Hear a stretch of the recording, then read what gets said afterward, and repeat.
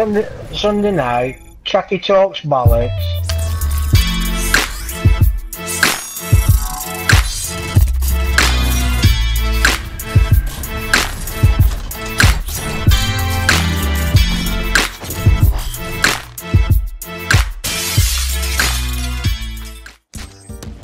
Hi girls and guys, it's MrTrakky and we're on the right track.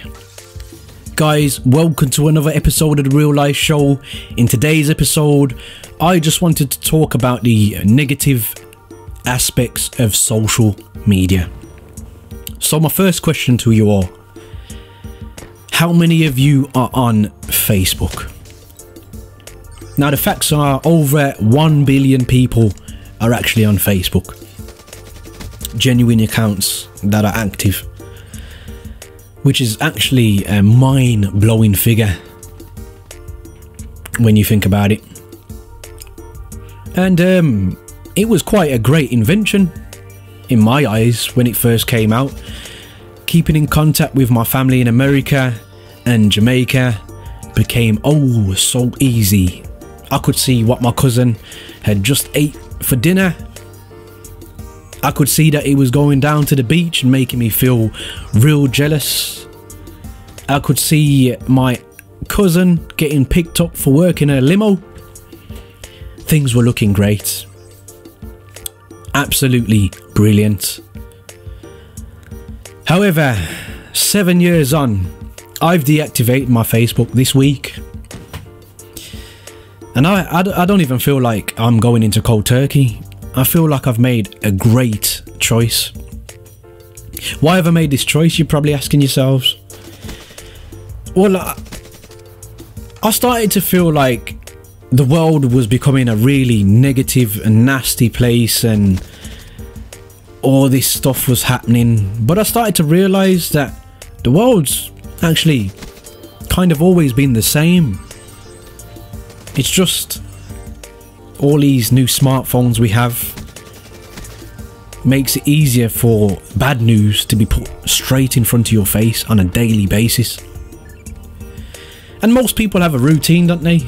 They open their eyes in the morning, they put their finger on the fingerprint sensor or type in their passcode or draw a pattern and open their phone, and most of them, the first thing they do is go on Facebook or Twitter or Instagram or Snapchat and see what's going on.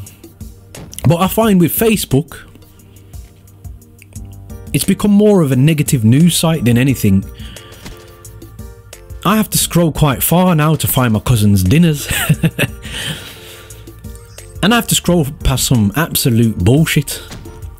I'm seeing pictures of children laying dead in the gutter.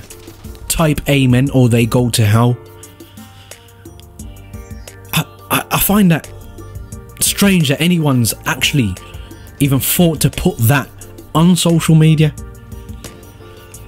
I find it strange that people find it entertaining to upload them kicking the shit out of another pupil from a school in front of their mates because they think it makes them look big.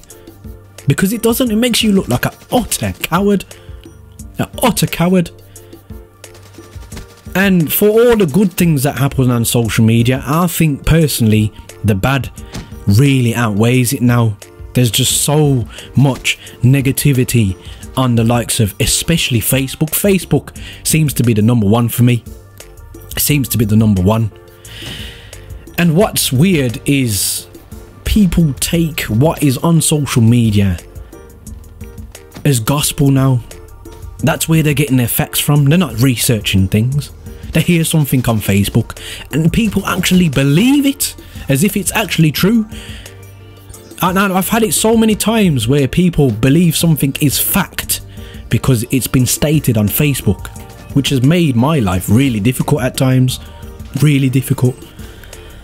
And this brings me to something in particular in regards to the gaming community. A lot of you will know by now that a guy called Fizzerp perished this week in a fatal car crash alongside his friend Marcellus. His girlfriend survived. 15 minutes after his death, she posted a video on Twitter announcing his death. I'm going to show a picture on the screen now from a fellow YouTuber and someone who I actually look up to and admire and would consider a friend now, and this is Grey Disciple. He did a video that seemed to bring out the elephant in the room, why others bypassed the real issue. Yes, there was a tragic loss of death, but it seemed to be in the direction of the so-called star, the pro gamer, the celebrity. And a lot of people forgot about the guy who was a passenger in this instance and also lost his life. And I commend Grey for the video, but the video actually received a comment, a really lengthy one, which is going up on the screen now. And this is from Marcellus's sister-in-law,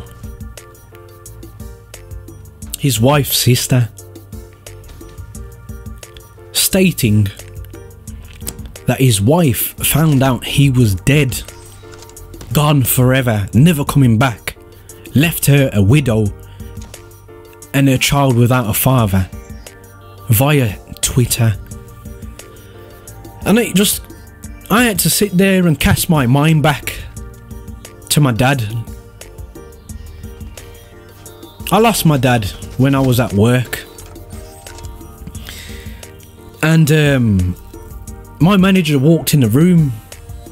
I was on my lunch break with all my colleagues. There was about 15 of us in the room, and I respect him to this day for what he did, because he turned around to me and he goes, "When you can, I need you to collect your stuff and you need to come with me. Leave your food there. I really appreciate if you'd come with me now." He did it in the most discreet manner he possibly could. I got my coat. I left my tuna bake in its container on the table. I actually thought I was in trouble at the time. As I walked out the door, my brother was standing there. And he told me, "I need you to go with your brother and he will tell you what you need to know. When you can, in your own time, give me a call." My brother broke the news once he had walked away. So much respect. Being so discreet. And it actually becoming quite commonplace for people to do things like this, which I still find hard to accept. I still find hard to understand. And a lot of people might be listening thinking, "You're outdated, you're old fashioned, you need to get up with the times." I'm up with the times, and I've chose to walk away from the times to a degree. Obviously, I've got a YouTube channel. I need to be on social media to keep that alive, but it's all for entertainment purposes. I don't need to know certain parts of certain people's lives, because part of your lives should be kept private.